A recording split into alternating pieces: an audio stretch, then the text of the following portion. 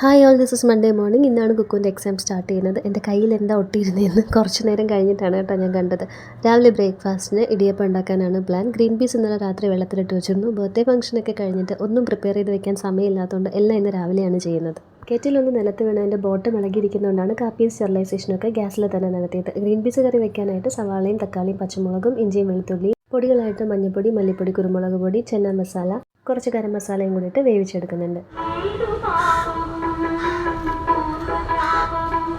ലഞ്ചിന് പ്രത്യേകിച്ച് കറികളൊന്നും ഉണ്ടാക്കുന്നില്ല. ഇന്നലത്തെ സാമ്പാറും പച്ചടിയും ഇഞ്ചിക്കറിയൊക്കെ ഫ്രിഡ്ജിലിരിക്കുന്നത് കൊണ്ട് തന്നെ കുക്കു സാറിനെ വിളിച്ചുണർത്തി അവിടെ പഠിക്കാനായിട്ട് ഇരുത്തിയിട്ടുണ്ട്. തൊണ്ടയും മൂക്കുമൊക്കെ ഒന്ന് ശരിയായി വരുന്നതേ ഉള്ളൂ. അതാണ് വോയിസിലൊരു ഡിഫറൻസ്.